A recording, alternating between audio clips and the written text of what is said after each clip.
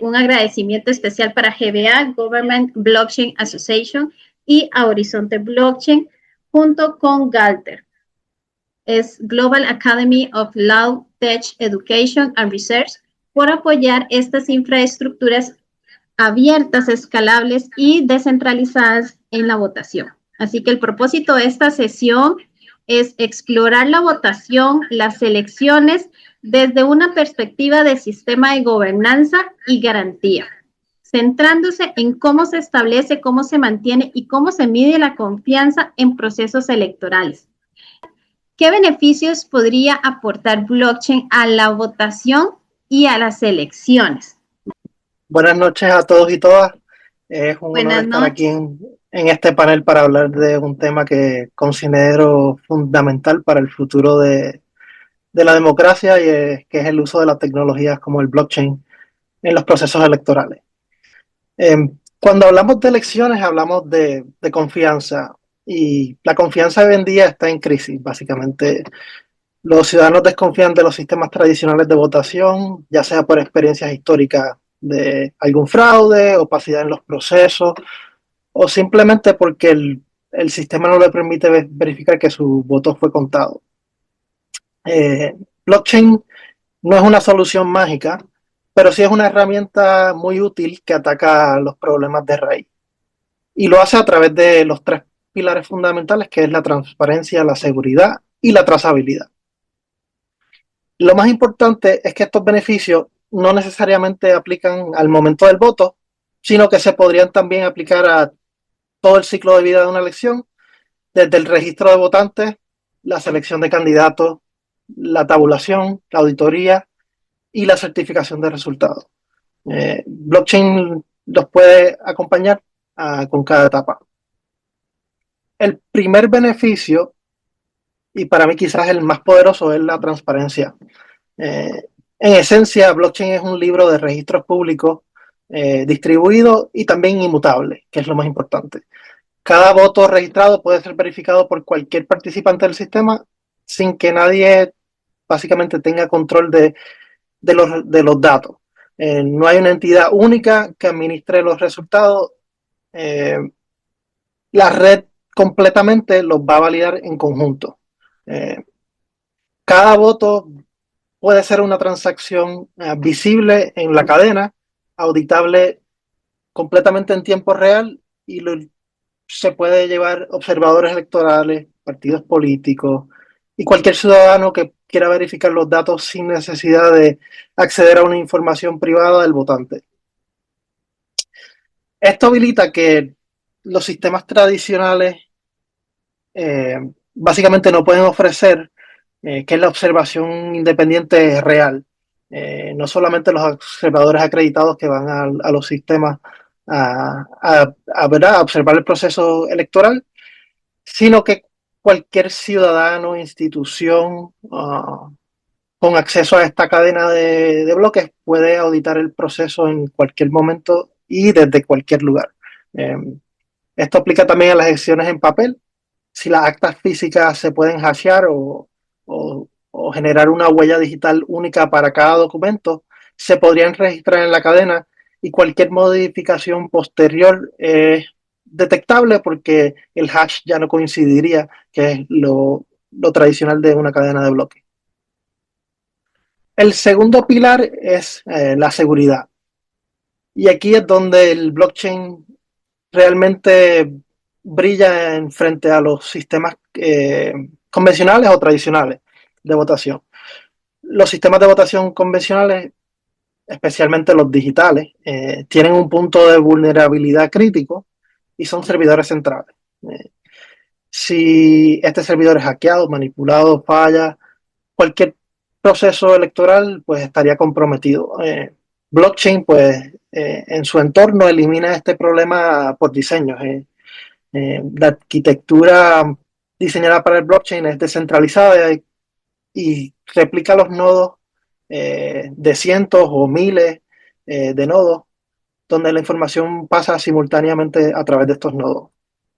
Para poder alterar un resultado dentro de un blockchain, un atacante necesitaría controlar más del 51% de todos los nodos, incluso en otros sistemas de blockchain, pues hasta más. Algo que prácticamente a escala nacional o internacional sería básicamente imposible con los datos que tenemos al momento. Además, cada voto se cifra criptográficamente antes de registrarse y la identidad del votante se protege mediante criptografía de clave pública. ¿Qué significa esto? Que podemos separar completamente la identidad de la persona del contenido de su voto, que es una de las cosas importantes en las elecciones, ¿verdad? Separar el votante del voto. Y esta seguridad también es clave para el futuro de las elecciones híbridas, porque aquellas que, ¿verdad?, combinan lo que es el voto remoto y el voto presencial. Hoy hay muchos países que dudan utilizar o adoptar el voto remoto precisamente por el temor de la manipulación. Y blockchain puede ser el puente que permite expandir el acceso al voto sin sacrificar la integridad, ofreciendo el mismo nivel de seguridad, ya que sean votantes poniendo su papeleta en una urna física o votando desde alguna aplicación o desde algún browser en su teléfono o en su ordenador. El tercer beneficio que me gustaría hablar es el de la trazabilidad. Y para mí este es el más importante porque impacta la confianza ciudadana. En un sistema de blockchain, todas las acciones dentro del proceso electoral podrían quedar registradas con un timestamp o como le llaman, un sello de tiempo, un autor y un orden cronológico que es estricto.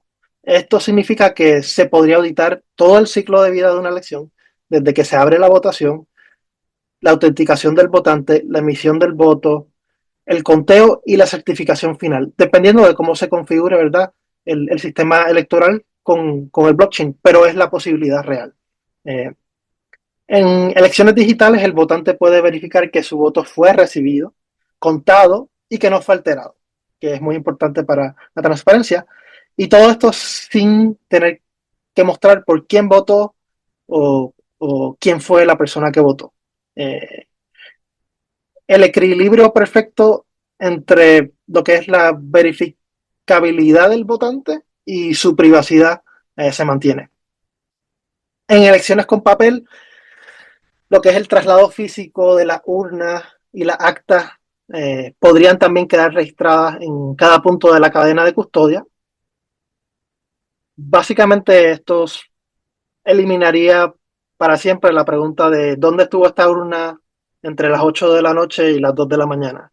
Y lo elimina porque cada movimiento registrado puede ser registrado y es inmutable. ¿Okay?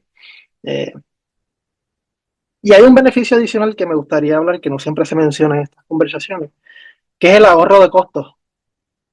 Eh,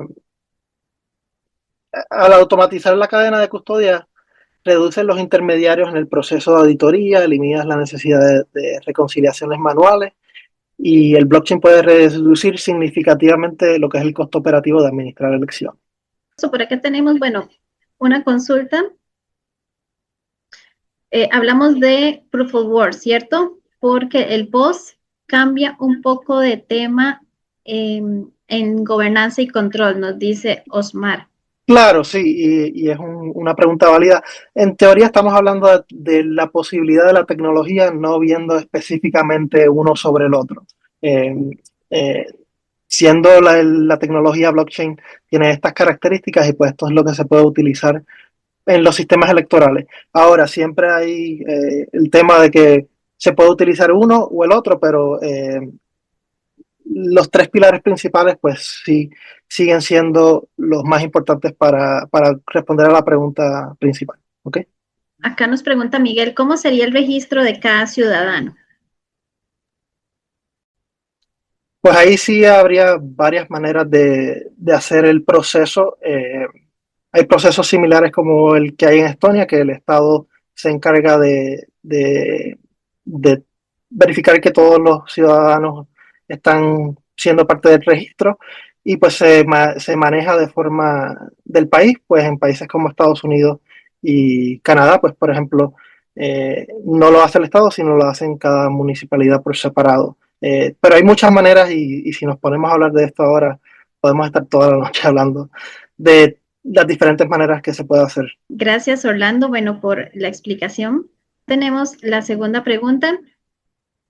¿Cuáles son algunos de los desafíos de blockchain en las elecciones? En este caso, la experta Cecilia Contreras nos va a ayudar con esta respuesta. Gracias, Carlita, y muy buenas noches a todas y todos. Un gusto estar con ustedes acá. Pues bueno, hay varios desafíos que se tienen al momento de implementar este tipo de soluciones. Yo voy a hablar desde la experiencia que hemos tenido como Tu Voto Decide en Bolivia durante las elecciones generales del 2025, el año pasado justamente, y de hecho lo que vamos a implementar ahora en las elecciones subnacionales, igualmente en Bolivia, este año, ¿no? Entonces, son 5 puntos de desafíos que identifico, digamos, entre los más principales. El primero, el tema de la confianza ciudadana, porque hay que entender que no toda nuestra población está inmersa, digamos, en el mundo tecnológico y siempre existe esa barrera. La segunda, la infraestructura digital, que hay una desigualdad en todos nuestros territorios por diferentes factores, desde socioeconómicos como también de infraestructura, ¿no? Que no existe la misma conectividad entre ciudades como también áreas periurbanas y por supuesto rurales. Por otra parte, la identidad digital y privacidad, que había una pregunta hace un momento atrás, y vamos a desglosar todos estos, ¿no? Pero vamos a entender primero cuáles son esos puntos, ¿no? Entonces decíamos identidad digital y privacidad.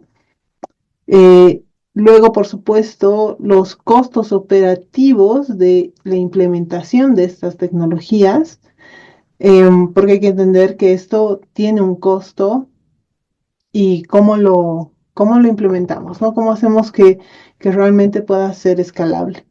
Y luego el diseño de sistemas que puedan integrar tanto la tecnología, pero por supuesto la participación humana, ¿no? Entonces, 5 puntos. Vamos a ir uno por uno para ir entendiendo cómo vamos viendo cada uno de estos puntos. Entonces, primero, la confianza ciudadana. En el caso de Bolivia, ah, la, la población ha empezado a tener, digamos, un acercamiento hacia la tecnología blockchain gracias a las criptomonedas. ¿Por qué? Porque nosotros hemos tenido un contexto muy fuerte de no tener un acceso a los dólares y esto para la población ha sido una dificultad muy, muy fuerte. Económicamente nos ha impactado de manera muy fuerte a nivel general y obviamente para un ciudadano de a pie que tiene unos ahorros en dólares y no poderlos sacar del banco, pues ha sido un problema. Entonces, cuando ha ingresado cripto, ha venido con estas soluciones de brindarte una opción para acceso, ¿no? Hacia un capital, hacia un dinero, hacia una liquidez. Y junto con eso, pues entonces también ha venido tecnología de blockchain. Entonces, si bien hay ya una población que ha empezado a adoptar de manera más activa criptomonedas, y por supuesto blockchain, hay otro sector de población que ha escuchado ya hablar sobre blockchain y sobre criptomonedas. Entonces, si bien digamos ha habido un tipo de acercamiento, siempre ha existido la desconfianza. Entonces, para nosotros ha sido una suerte de empezar evangelizando, diremos, educando sobre tecnología blockchain y qué implica esta tecnología blockchain implementado hacia transparencia, trazabilidad e inmutabilidad de datos en un proceso electoral, ¿no? Entonces, eso ha sido interesante ver la reacción de las personas cuando al enterarse de que estos datos en blockchain son inmutables, no se pueden modificar, esto te garantiza una transparencia, pues entonces hay una apertura a poder participar. Por otra parte, la infraestructura digital desigual, eso se ha vivido en todos los recintos donde ponte inclusive en una ciudad, ¿no? Donde ingresabas al recinto, estabas con tus datos, había full conectividad, pero ingresabas al recinto y no había, ¿no? O tenías intermitencia. Entonces, eso en nuestro caso nos ha afectado, por ejemplo, a la subida de las actas. Y por supuesto al usuario final es una muy mala experiencia, digamos, de no poder subir actas, una frustración porque has querido subir, yo qué sé, 8 actas de las 8 recintos, de las 8 mesas electorales de tu recinto, porque estás activamente comprometido en darle transparencia al proceso como un ciudadano de a pie. Entonces, ese punto es un desafío muy fuerte que desde el diseño de la aplicación, en el caso, por ejemplo, ahora nuestro, estamos ya permitiendo una subida del acta, inclusive con internet intermitente, ¿no? Como una subida en segundo plano. Por otra parte, la identidad digital y privacidad. Y este punto es sumamente importante porque va casado con el primero, donde nosotros deberíamos garantizar la posibilidad de que el usuario tenga el acceso a una identidad digital soberana. En nuestro caso, esa ha sido nuestra solución, porque no podríamos acceder al servicio como tal, digamos, boliviano, del Estado boliviano de identidad digital, porque tampoco tenemos una plena seguridad de cuál es la blockchain o cómo están implementando la blockchain para esa identidad digital. Entonces, no podemos garantizar que efectivamente ese usuario tenga el total control sobre sus datos personales, lo cual en nuestra solución sí ha sido posible. Y eso es interesante también analizar de cómo entonces se pueden otorgar este tipo de soluciones sin depender de un Estado, pero garantizando la privacidad y el acceso a este tipo de soluciones que le permita a la persona poder después también hacer uso de su identidad digital y de finalmente definir si quiere o no quiere compartir, digamos, esto con otras personas, ¿no? Y bueno, hoy brevemente vamos a tomar los últimos puntos, que en el caso de los costos operativos, y justamente había una pregunta al respecto, o en realidad una pregunta relacionada a esto. Hay que entender que blockchain, al generar, digamos, la transacción de, ponte en este caso, la subida de un acta, hay un costo operativo de la transacción. O también puedes incorporar créditos de inteligencia artificial porque aquí estás verificando identidad digital o estás haciendo la lectura de esos datos del acta, ¿no? Entonces, esos costos no los podríamos trasladar al usuario final porque es difícil que esa persona que está apenas empezando a entender qué es blockchain o queriendo participar de un instrumento utilizando blockchain, y que encima le hagas pagar, ¿no? Entonces, hay que buscar mecanismos que nos permitan que estos sean sostenibles y obviamente que puedan ser pagables fácilmente, principalmente no por el usuario final. Y finalmente, el diseño de este sistema de participación humana como oráculos humanos, esa solución es la que tal vez a las personas les brinda la suficiente confianza para decir, ya, o sea, no soy solamente yo, sino que hay muchos más que van a participar y todos vamos a poder ver lo que todos estamos subiendo y entonces sí puedo decir que esto es lo que está sucediendo en mi mesa electoral, ¿no?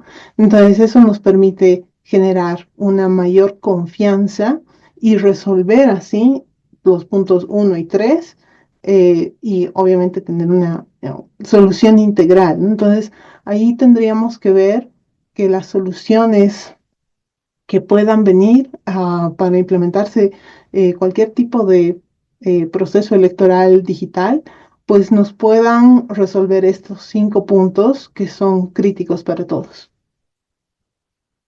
Gracias. Muchas gracias, Cecilia. Contestaste entonces en la misma, la pregunta que nos hizo Ignacio. ¿Qué hay de los censos? Los censos también son un punto de fraude. En España tenemos un gran problema con esto. ¿Existe una posibilidad de crear centros descentralizados fiables? Solo respondamos esa pregunta.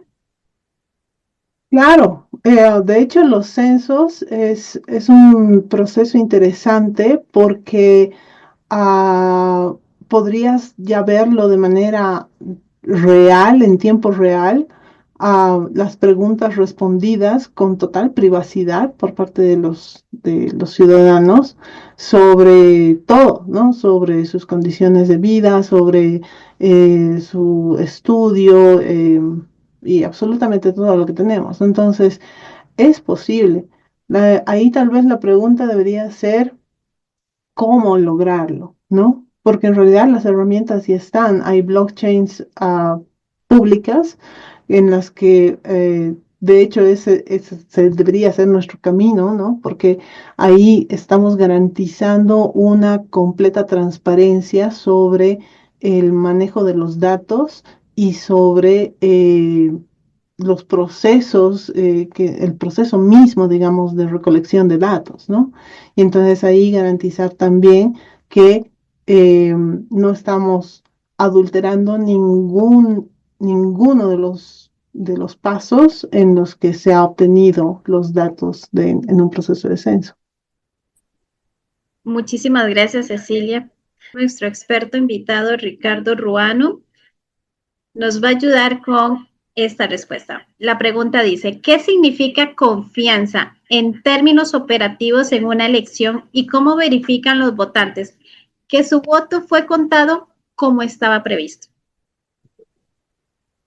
¿Qué tal, Carlita? Muchas gracias por la oportunidad. Un fuerte abrazo a todos acá. Sé que es muy tarde, 8:43 acá en el Ecuador, así que los valientes que están acá todavía conectados, les abrazo y les animo a que sigamos acá en esta jornada espectacular. Mira, Carlita, cuando hablamos de confianza en términos operativos de una elección, no estamos hablando de una percepción abstracta. Hablamos de propiedades verificables del sistema electoral. Es decir, operativamente, la confianza se construye sobre 5 pilares fundamentales. Ahí presta atención al siguiente. Primero, identidad del votante. El sistema debe garantizar que solo voten quienes tienen derecho a votar y que cada persona vote una única vez. Es decir, esto implica que debe existir mecanismos robustos de identificación, por ejemplo, biometría, validación contra registros civiles, en este caso en el Ecuador, por ejemplo, contra el sistema, contra la base de datos de la entidad electoral, incluso sobre el registro civil, y también sistema de identidad nacional que cada uno de los países tiene. Es decir, lo importante acá es asegurar unicidad y autenticidad.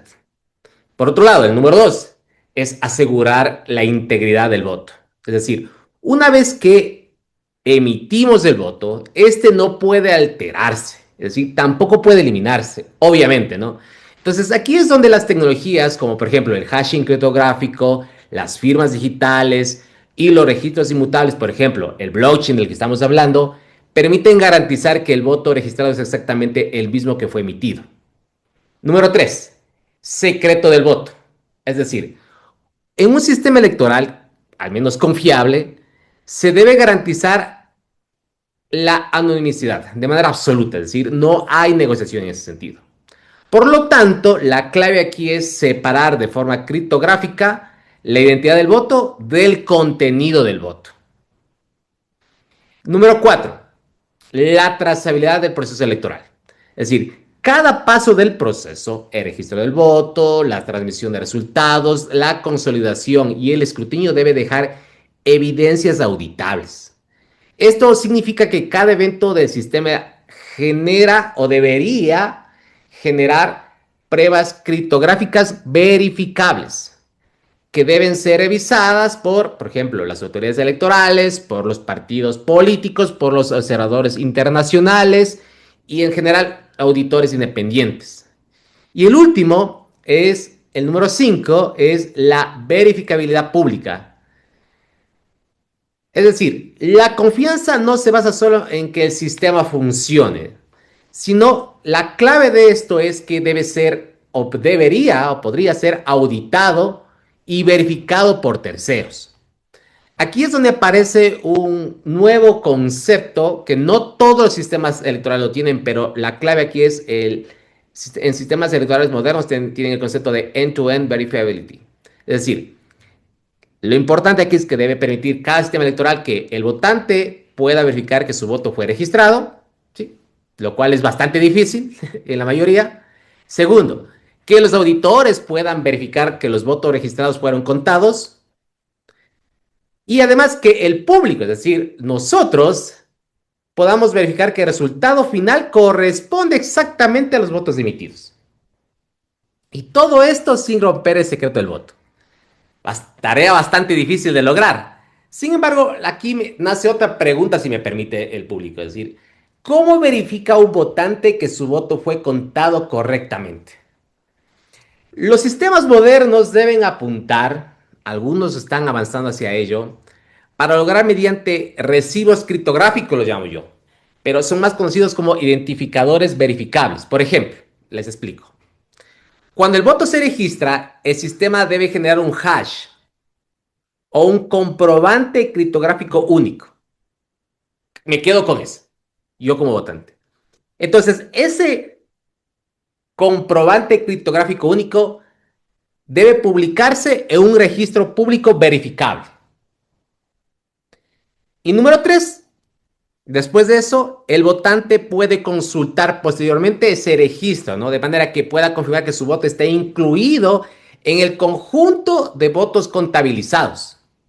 Acá la clave es permitir que esa inclusión del voto pueda validarse sin revelarse por quién se votó, porque obviamente el voto es secreto. Entonces, todo esto nos lleva a preguntarnos algo que es importante y que ya ustedes seguramente lo han deducido. Es decir, ¿dónde aporta blockchain en este contexto? Obviamente, ya se imaginarán la respuesta, pero la clave aquí es, el blockchain no reemplaza el sistema electoral. Eso es importantísimo. Nosotros no estamos impulsando un cambio de un sistema electoral. Estamos impulsando fortalecer esa capa de confianza. Recuerden que el blockchain está diseñado para proveer sistemas de confianza. Es decir, debemos permitir inmutabilidad de registros electorales, es decir, que no se cambien, no solamente el voto, sino en la contabilidad, los cortes que se hacen en cada uno de los sistemas electorales.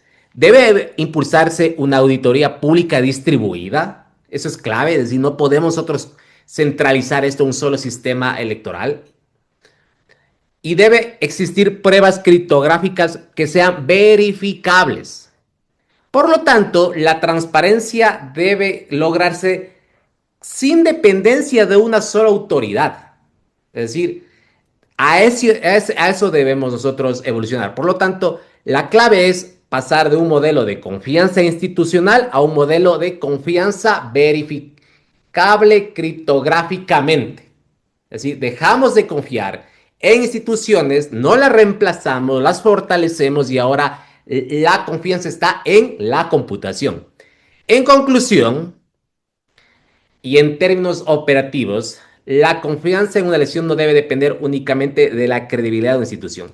Y eso les digo yo después de que acá en el Ecuador, después de más o menos cinco elecciones nacionales, la institución ha implantado de manera estructural la blockchain como la clave para proveer confianza en las actas electorales, el procesamiento de los datos, en la publicación de resultados. Es decir, eso se ha logrado. Y por lo tanto, para finalizar, los sistemas deben demostrar 3 cosas. Solamente para reforzar. La primera, que solo votaron quienes podían votar. Obviamente, que cada voto fue registrado correctamente y no fue alterado. Y finalmente ese resultado debe ser verificado independientemente. Eso es todo, así que seguramente me hubiese encantado contarles más experiencias, así que muchas gracias por la oportunidad. Gracias a ti, Ricardo. Realmente, bueno, aquí tenemos también algunas preguntas. Vamos a responder esta pequeñita de Osmar. En el sistema político, ¿cómo se piensa integrar esta tecnología? ¿Es uno de los sectores más resilientes? Primero que todo, hay que diferenciar entre sistema político y sistema electoral. Eso es muy importante, ¿vale? Porque al menos en las naciones de Latinoamérica hablamos de poder electoral, poder judicial, poder legislativo, poder ejecutivo, como quiera que le llamen, ¿no? Entonces, afortunadamente, el poder electoral tiene cierto grado de independencia. Obviamente está vinculado a la política, pero ahí básicamente creo que es clave la decisión de las autoridades para involucrar este tipo de soluciones. Básicamente, y muchas veces la incertidumbre y los problemas políticos que existen en Latinoamérica justamente habilitan e impulsan la adopción de tecnologías.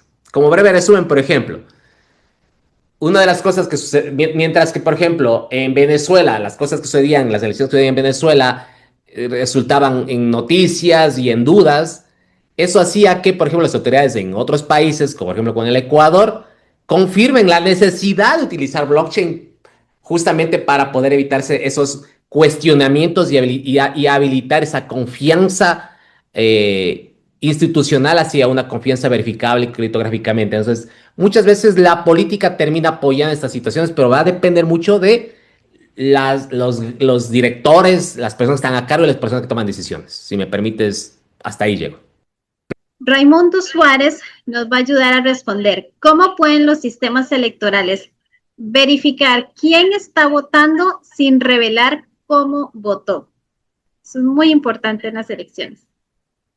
De acuerdo, muchas gracias. Esto tiene que ver, digo, Ricardo ya nos dio, la verdad, una buena descripción del proceso digital, que es muy diferente al proceso físico o el que se lleva actualmente en la mayoría de los países de la región, que es un proceso físico con boletas en las que las llenamos nosotros, ¿no?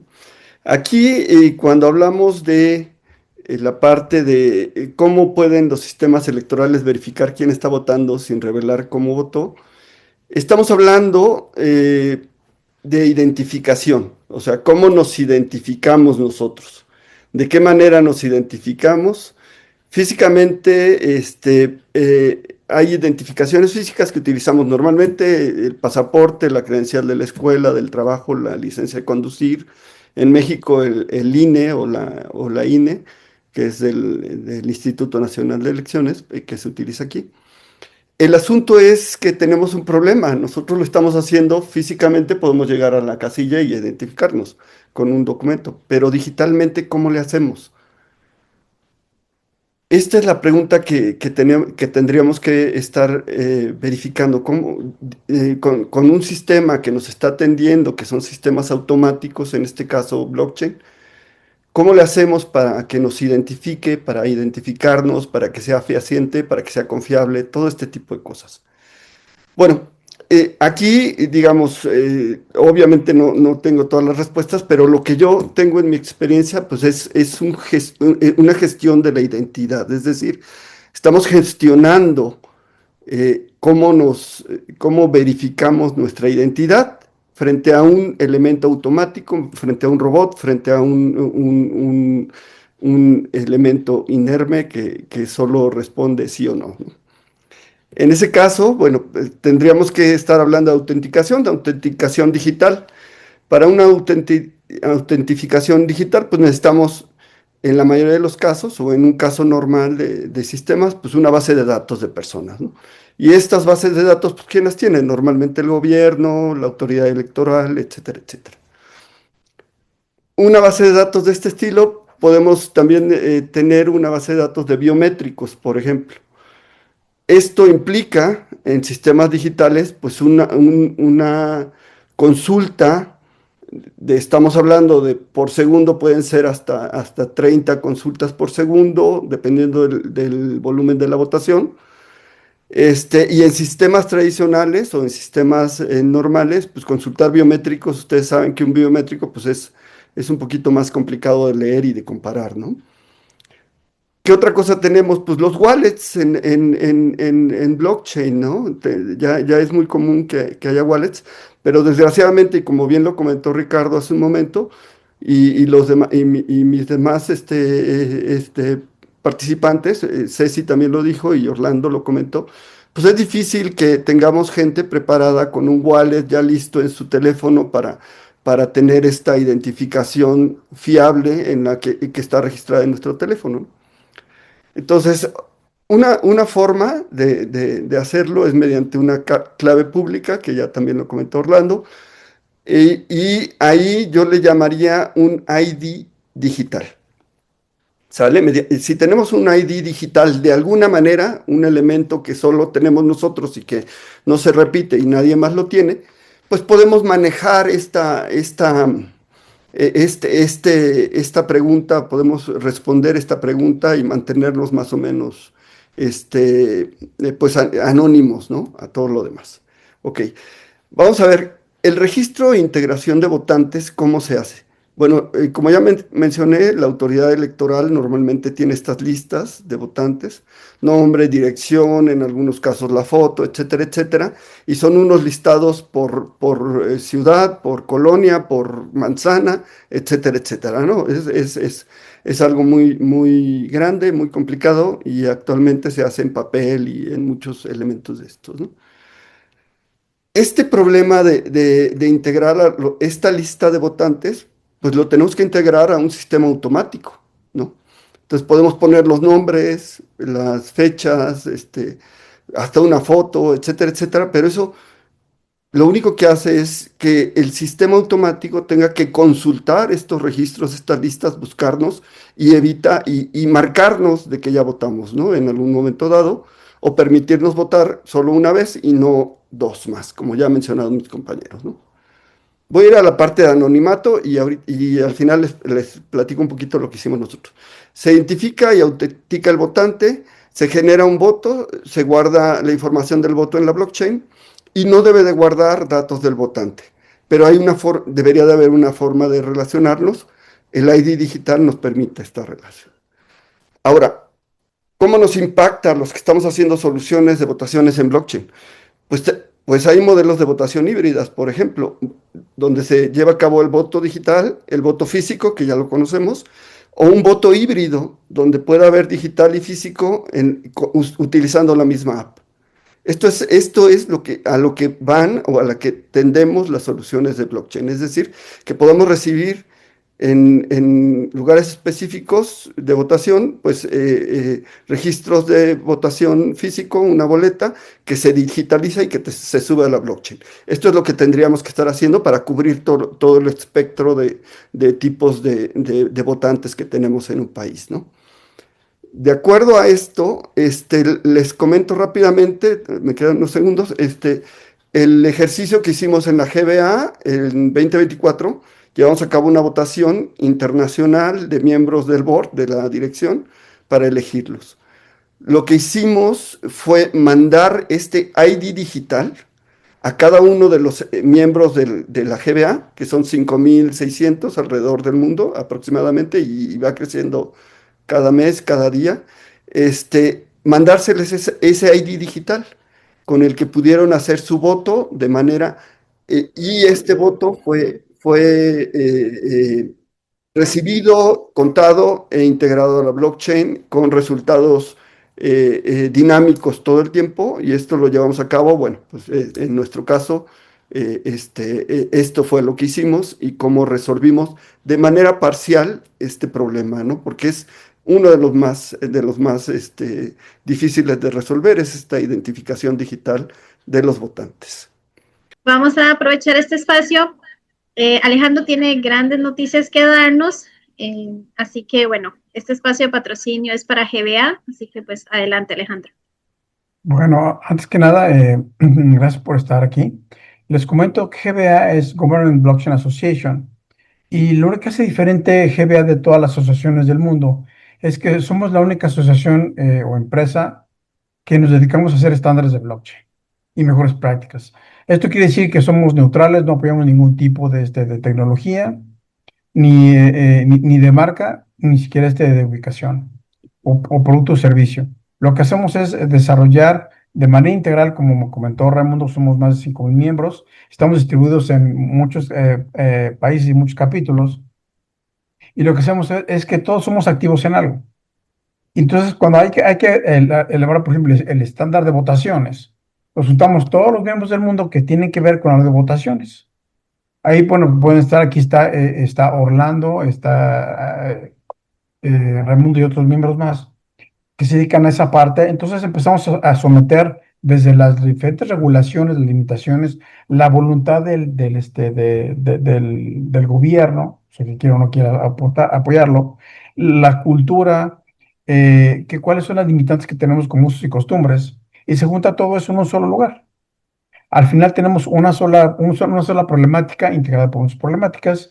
Lo mismo pasa con las oportunidades, las limitaciones y los riesgos. Al final lo que hacemos es creamos un estándar aplicable a todas las soluciones, que hace que no importa qué tipo de soluciones y dónde esté desarrollado, se aplique, nos vamos a los fundamentos. Hacemos que la solución sea agnóstica y que el estándar sea agnóstico para todos, de forma tal que podemos dar una certeza de que una solución está hecha de cierta forma, de acuerdo con el estándar, es una auditoría, pues cumple con los estándares. Y lo que hacemos es que, la ONU nos dijo en el 2022, o fue lo que nos dijo primeramente, que éramos la única compañía en el mundo que lo hacía. Derivado de esto, nos invitaron a formar parte del Foro de Gobernanza de Internet. No había ahí un grupo de trabajo, se llama Coalición Dinámica de Blockchain, y creamos un grupo de estándares de blockchain, donde todas las comunidades del mundo pueden tener acceso a las juntas y ver los estándares. Pero no conforme con eso, lo que hicimos es, a diferencia de otras empresas que hacen estándares, dijimos, bueno, si blockchain se refiere a la descentralización de la información, va emparejada con la descentralización del conocimiento. ¿Por qué? Porque en algún momento vamos a llegar a la descentralización de la riqueza. Entonces, no podemos decir que los estándares tienen que tener un precio, ni que el conocimiento debe tener un precio. Es por eso que nuestros estándares están libres para libres de todo acceso para todas las personas que quieran en nuestro portal. Luego los puedo pasar los datos. Lo tenemos en inglés casi todo, estamos traduciendo mucho en español. Vamos a empezar en portugués, en francés y en chino a finales de este año. Pero la idea es que tenemos eso disponible para todos.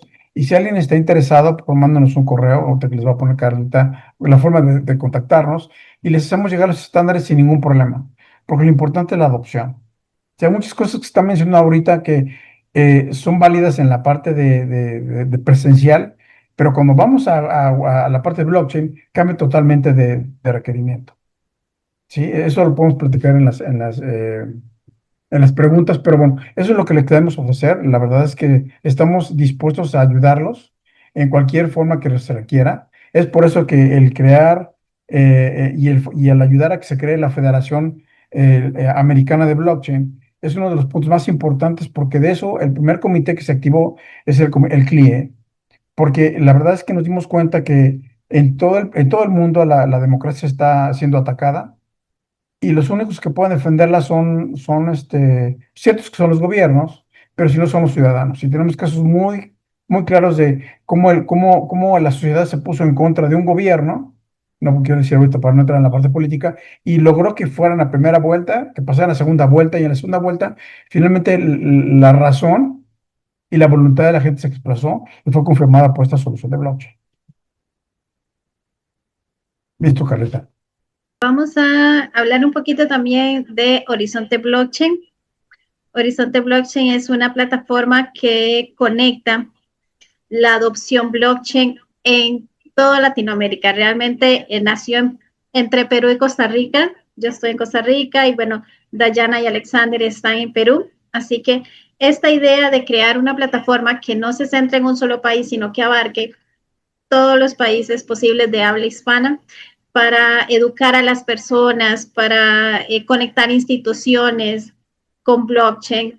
Articulamos en universidades, en comunidades, tenemos alianzas con instituciones para generar este impacto en toda Latinoamérica. Así pues que no generamos ruido, sino que construimos una adopción estructurada.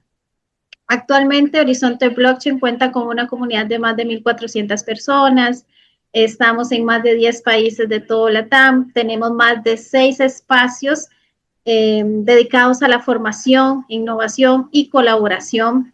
Tenemos universidades aliadas, comunidades aliadas y más de 100 charlas presenciales y virtuales.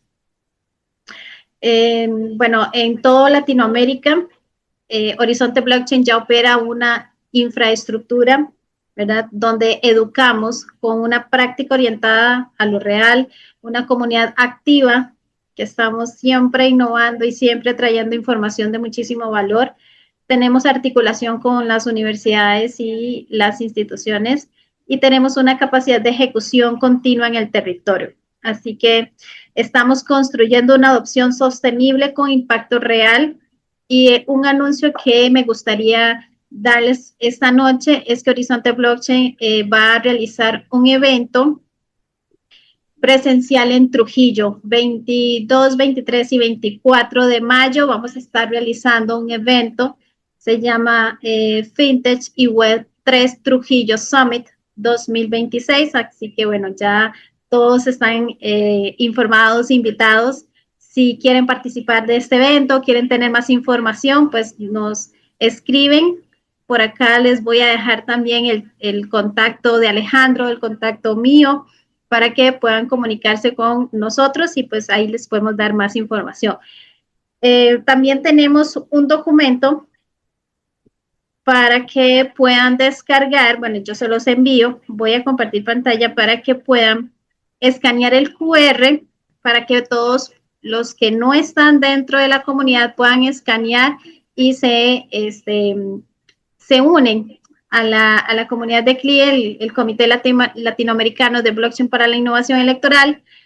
Todos los asistentes de esta noche van a tener su POAP, su certificado. Eso va a ser un regalito, un detalle para que puedan coleccionarlos.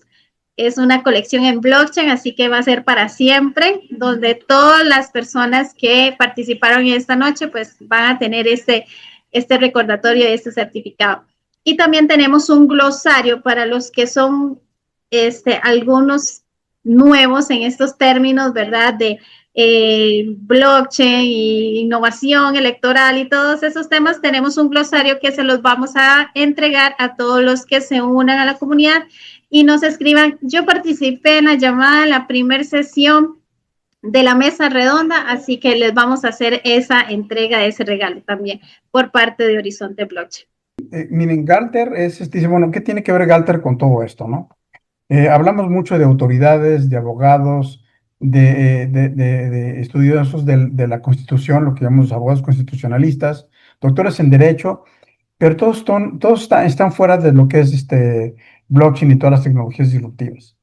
Galter es una empresa, es una asociación civil que tiene más de 250 doctores en Derecho especializados en tecnologías disruptivas. La alianza que hicimos que hizo GBA con Galter es para todo ese conocimiento integrarlo a nivel mundial para que pueda ser distribuida a todas las comunidades.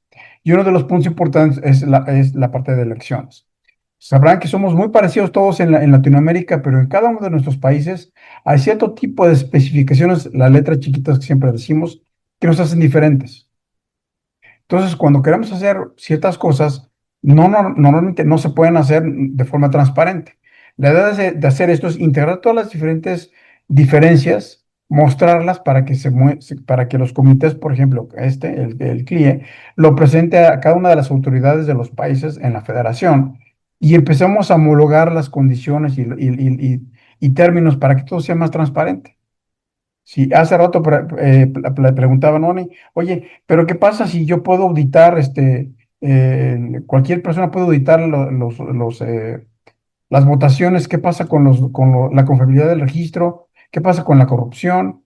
Bueno, algo que es importante mencionar es que una vez que se abre la ventana de votaciones, nadie puede tener acceso al sistema.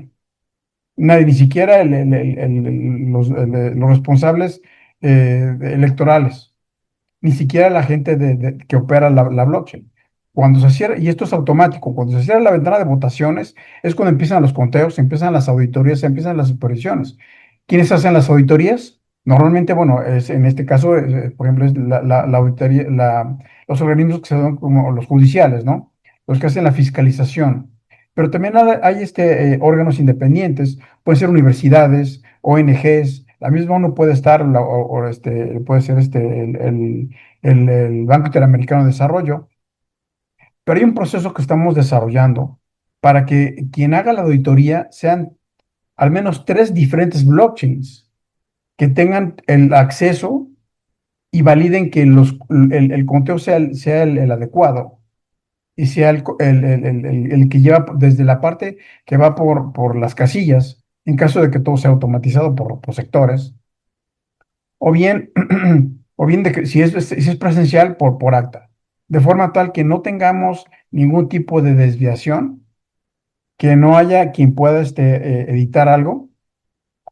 Y lo más importante, una vez que alguien, ya fue una pregunta que comentaron, una vez que alguien que vota, de acuerdo con la ley, bueno, excepto en Estados Unidos, y solamente en algunos municipios o condados, puedes volver a votar y cambiar tu voto.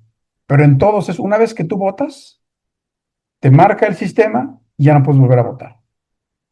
¿Sí? Y la otra es, para evitar la corrupción, no le imprimes, solo no le dejas ver el voto abierto a la gente por quien votó. Antes de que le dé clic, es una confirmación, votaste por X y se pasa el voto. Pero ahí se le imprime un ticket en donde dice, este es tu hash y votaste a tal hora, tal día. No se le dice más. Puede ver el hash, pero nunca puede abrirlo. Porque finalmente si permitimos que el votante vea eso, empezamos a ver el esquema de la corrupción. A ver, demuéstrame que votaste por mí y te doy. ¿Sí? Y si no, te quito. Entonces, ese tipo de cosas tenemos que ser bien cuidadosos porque es muy diferente hacer una votación presencial que una votación por blockchain. Listo, Carlos. Perfecto. Muchísimas gracias por explicar lo de Galter. Vamos ahora a pasar el espacio de las preguntas que están en el chat. Hay algunas preguntas que se me quedaron en el camino. Voy en orden para no dejar ninguna por fuera. Arturo Castro al inicio de la llamada nos dice, Bitcoin se mantiene porque sus bloques de blockchain están en los mineros alrededor de todo el mundo. Los blockchain que ustedes levantan, ¿por qué no necesitan mineros? No sé si alguno de los expertos...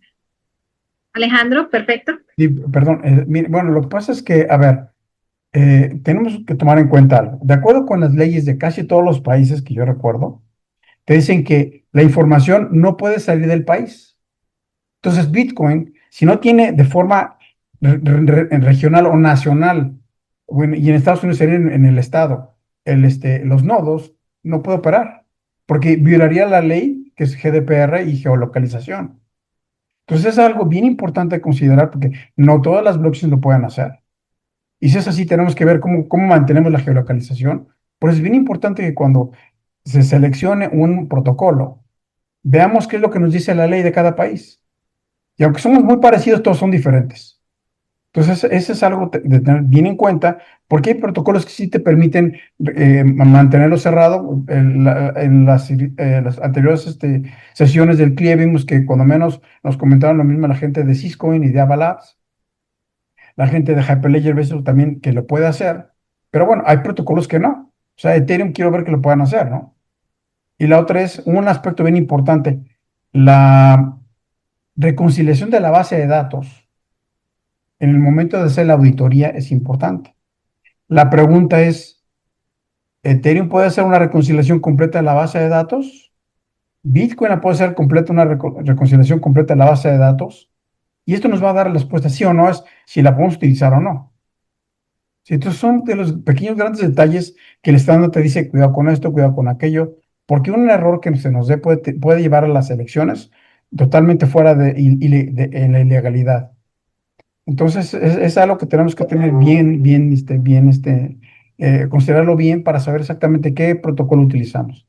La idea es que todas las soluciones de blockchain sean agnósticas porque no importa dónde yo haga mi solución de blockchain, puede correr en el protocolo que me digan. Capaz de que en un país te dice, no puedo utilizar tal tipo de protocolo. Quiero que utilices tal tipo de protocolo. Como pasó en México. Si no se puede usar con otro más que el que definía de acuerdo con la licitación, y se tuvo que hacer así. Perfecto, Alejandro, muchísimas gracias. Un par de minutitos para Cecilia y Ricardo que quieren aportar algo también. Sí, un poco hablando sobre ese punto. Bueno, obviamente puede haber, digamos, una restricción, digamos, legislativa o legal de lo que habla, por ejemplo, Alejandro.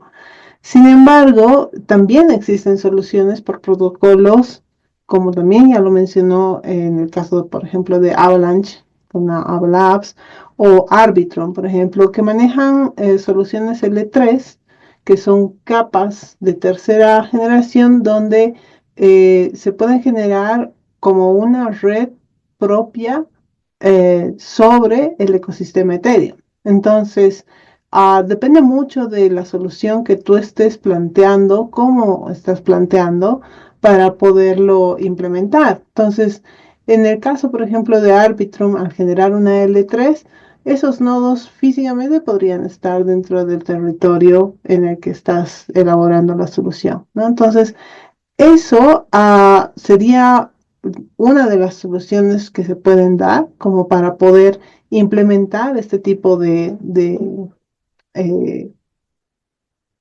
propuestas y de soluciones a nivel electoral y por supuesto para muchas otras cosas más, eh, y que nos garanticen pues la soberanía de los datos, la soberanía de la base de datos, la verificabilidad y por supuesto la seguridad, que tal vez ese es el punto más importante para garantizar que esa blockchain pues pueda ser verificable y estén esos datos completamente asegurados dentro de la blockchain, ¿no? Que ese tal vez debería ser nuestra mayor preocupación antes que un tema de legalidad. Sí, yo quiero aclarar algunas cosas que son claves para la audiencia. Lo primero que debemos de entender es que cuando uno diseña un sistema que utiliza blockchain, por lo general la primicia es que no se guardan datos en la blockchain. Es decir, datos de los titulares, el dato como tal.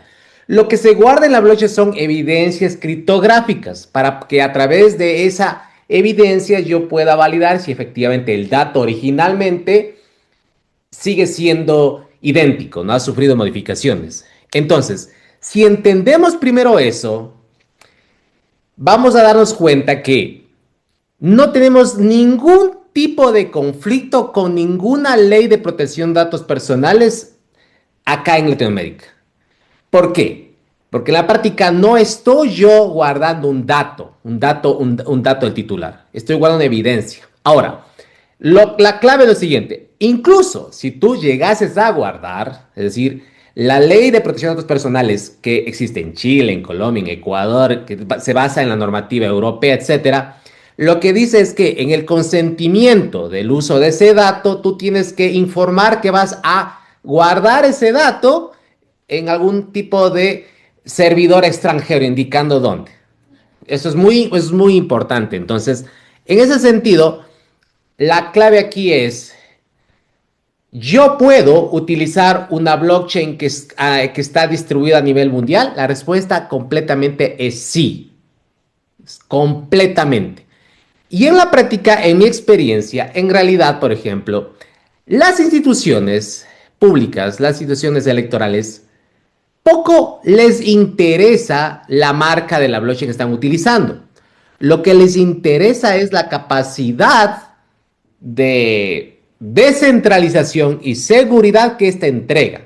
Entonces, en la práctica, evidentemente, en mi experiencia, la clave es, como ya lo mencionó Alejandro, no debemos irnos por una marca en particular, una tecnología en particular, sino fijarnos en criterios claves de descentralización, solamente para poder contribuir a lo comentado anteriormente. Una pregunta directamente para Orlando. Uno, con respecto al tema de la transparencia, ¿qué pasa con el sesgo político? Es decir, si los registros son públicos, como dice Orlando, todos los pueden auditar. Eso implicaría que cuando se estén haciendo las votaciones, alguien puede ir viendo quién se está votando y eso puede generar un sesgo político. ¿Cómo evitar esto o cuál es la experiencia de ellos con este factor?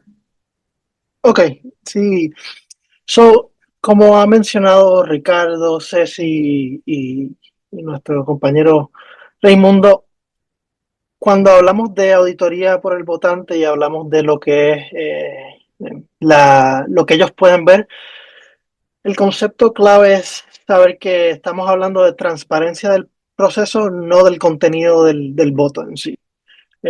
Lo que la cadena publica es un voto fue emitido, recibido y contado correctamente.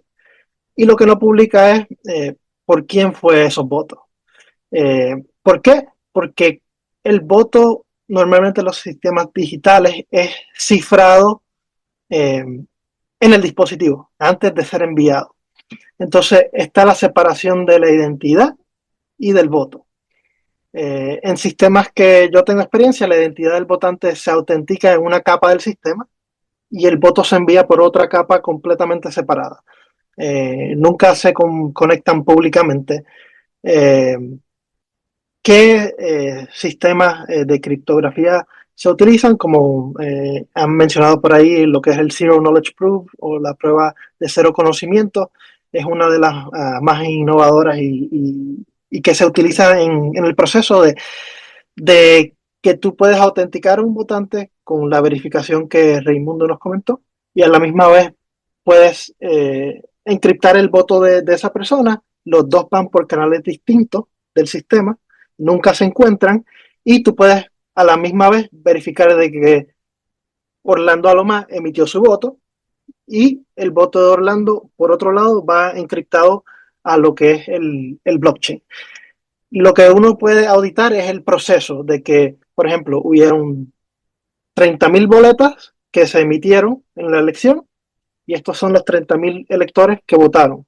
Pero tú nunca vas a poder ligar esos electores o a ver cómo se votó hasta que se descifre el resultado de la elección. Al final del proceso de la elección, normalmente se hace lo que se llama una ceremonia de resultados, donde todo el contenido cifrado de estas boletas pues se descifra para ver, ¿verdad?, los resultados de esta elección. Y ahí es donde se puede ver lo que son los resultados de forma específica en las diferentes maneras de que el órgano electoral quiera reportarlo.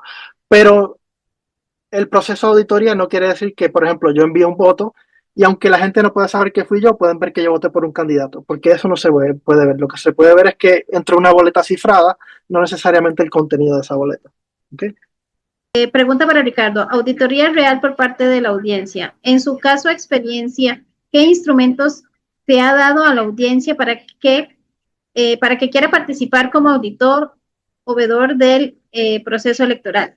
Eso implicaría que deban conocer las claves, porque yo como usuario debo poder validar mi propio voto, es decir, tengo mi hash, ok, pero luego de ese hash lo debo someter a algún mecanismo que me permita ver solo a mí ese voto y ver cómo fue ese voto, por A o por B candidato. Sí, rápidamente, la respuesta a eso es sí, es decir, sí es posible dar auditoría real a la ciudadanía, pero no entregándole claves privadas, es decir, ni acceso al secreto del voto de otros. Es decir, el diseño correcto separa tres cosas, ¿no? Identidad del votante, emisión del voto y verificabilidad individual colectiva. Por lo tanto, la clave aquí es decir, no deberíamos nosotros, como ya lo mencionó Alejandro, permitir que él pueda sacar alguna evidencia de por quién votó, porque eso abre paso a la corrupción. Lo que sí puede ver el votante es que existe su registro en la urna digital, que no fue alterado y que fue contabilizado dentro del conjunto final. Eso es básicamente muy brevemente, pero la verdad es que esto puede abrir a un desarrollo muy importante. Mi postura técnica es, mi intuición es correcta en una parte. El votante debe poder validar mi voto, existe y fue respetado, pero no debería poder cometer eso en una prueba portable de voté por A o por B. Bueno, No sé si se han dado cuenta que uno de los asistentes es Bob Michael. Bob Michael es miembro de GBA y él es un oficial, le llaman Leo, ¿no? O oficial electoral en donde él vive, en Estados Unidos. Y lo que me comenta es que de acuerdo, y eso pasa igual en México, la ley prohíbe que una solución de blockchain tenga los nodos fuera del estado. Y olvidémoslo cuando es país. O sea, no puede estar fuera del país ningún nodo. Si en el caso de México es lo mismo, digamos, a lo mejor porque vamos muy sesgados a Estados Unidos y no tanto a Europa. Pero bueno, es importante que independientemente de lo que nosotros digamos, qué es lo que dice la ley. Si la ley te dice que lo puedes hacer, está bien. Si te dice la ley que no, es algo que tenemos que considerar y es algo que tenemos que tomar en cuenta para evitar que cometamos un error que pueda llevar a un país a un caos, ¿no? Porque cuando alguien impugna una votación, es realmente un caos a nivel nacional y debes evitar todo eso. Es por eso que es bien importante que cuando creemos el grupo de expertos del CLIE, todos llevemos con una idea clara. Estos son los estándares, estas son las mejores prácticas, pero todo está delimitado con lo que es la voluntad política, las leyes y reglamentos, los usos y costumbres, la forma como la voluntad, bueno, el tipo de actividad que tenga, política que tengan los ciudadanos, y la otra es qué tanto están dispuestos a defender la democracia. Eso hace realmente la diferencia, utilizando las mismas soluciones. Pero es importante saberlo porque tenemos que guiar a nuestros países. Nada es único, nada es fijo, todo depende de la historia de cada quien, de nuestros países, de la realidad en que vivimos y sobre todo hacia dónde vamos. Si el gobierno que está a cargo del país dice que vamos hacia allá, hacia la trazabilidad, hacia la cero corrupción y la transparencia, la certeza y la confianza, bueno, todos vamos hacia allá. Pero si un país no quiere, no hay que forzarlo. A menos que sea tan valiente como lo hicieron la gente de Bolivia, ¿no? Que realmente mis respetos para ellos, pero se aventaron algo realmente importante, ¿no? Y cambiaron el hito de lo que pasaba realmente en el país.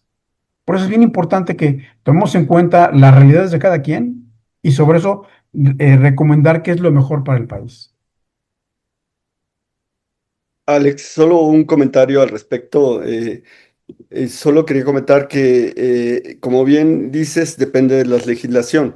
Tú y yo, que conocemos el sistema financiero mexicano y trabajamos muchos años dentro de él, lo conocemos perfectamente y la regulación en cuanto a la data y lo que se maneja, la información financiera en los bancos, no puede salir del país. O sea, conocemos esas restricciones perfectamente, Alex. Y sí, como bien comentas, ningún nodo en ese caso para aplicaciones diferentes, ¿no? No de votación, a lo mejor ahí, como bien comentó Ricardo, pues puede ser más abierto dependiendo de la legislación. Pero los que creamos soluciones, a final de cuentas, sabemos que nos tenemos que adaptar o a alinear con la legislación del país. En el caso de las soluciones financieras, nosotros sabemos no podemos tener un solo dato fuera del territorio mexicano, ¿no? Nada más para completar, mi Alex. Gracias. Y yo solamente quería añadir que a veces también, como parte de las licitaciones, los países o las ciudades, por ejemplo, en Canadá y Estados Unidos, tienen especificaciones dentro de los RFP que mencionan que el sistema que tú vas a utilizar, pues, no puede tener ningún servidor fuera del país. Y pues también es algo que quizás la ley puede ser un poco gris. Te puede decir, quizás tú puedes hacerlo con una blockchain pública si argumentas algo, pero dentro de la licitación te lo especifican. Y pues eso cambia. Puede que venga una municipalidad y diga, yo soy el primero que quiere tratar con un sistema más abierto y pues se atreva a hacerlo. Pero a veces también no solamente la ley te limita, sino que también la licitación pues te puede limitar un poco. Bueno, por acá respondamos la última. Dice Fernando Paredes, ¿han evaluado mecanismos híbridos de credenciales verificables sin comprometer la identidad? ¿Alguno que quiera responder? Creo que, ¿verdad? Ese es el escenario único que sería lo más ideal, pero cada país pues entonces tiene su manera de verificar los votantes. Existen maneras, por ejemplo, si se usa un mecanismo de verificación de identidad utilizando un protocolo como Zero Knowledge Proof, es muy viable, ¿verdad? Que tú puedas verificar el usuario sin tener que saber la identidad al darle acceso a una boleta. A la misma vez tienes que marcarlo como que ha votado. Entonces, ahí es donde viene la discrepancia de que, ¿verdad? Tú puedes tener un sistema de verificación de identidad que tú puedes identificar que es un votante válido, pero a la misma vez en sistemas electorales pues tienes que marcar el votante de que ya ha accedido a su boleta y la ha enviado, entonces para tener las listas electorales de los votantes que han emitido su voto. Se ha explorado muchas veces hacer lo que es el registro digital de los países, donde te dan una cédula de ciudadanía que es completamente digital y con esas pues te dan acceso a sistemas de gobierno, que sería como un proceso como el que hace Estonia, a suponer. Eh, Tienes una tarjeta que tiene tu llave y pues con eso puedes acceder con con mucha verificabilidad de que la persona que está accediendo a eso eres tú. Hay otras maneras de hacerlo, pero todo cae bajo el reglamento de lo que dice la ley y las regulaciones del país. Yo creo que con el tiempo van a haber más municipalidades, van a haber más estados, van a haber más eh, países que adoptan un sistema parecido, pero también hay un poco de pushback de la ciudadanía, por ejemplo en Estados Unidos, que no le gusta el tema de una identidad digital, por el tema de que te pueden seguir, pueden ver lo que haces, pueden ver tus cuentas de banco y todas estas cosas. Entonces, en el punto de vista de acceso y de garantías de que el usuario que está accediendo y haciendo el proceso es el usuario real, es muy útil. Pues hay que convencer al Estado y hay que convencer a la ciudadanía también de que son maneras muy útiles y buenas de hacer procesos electorales. Pero pues no depende de la compañía, no depende de nosotros, de las personas, sino depende más de lo que quiera hacer el Estado con las leyes y con sus procesos electorales. Comparto nuevamente el chat para que se puedan unir y ahí van a encontrar a todos estos expertos y muchos más expertos que vienen dentro de un par de semanas. Así que bueno, agradecerles a todos por quedarse hasta el final. Gracias Alejandro y bueno, gracias a GBA, a Galter y a Horizonte Blockchain por este gran espacio.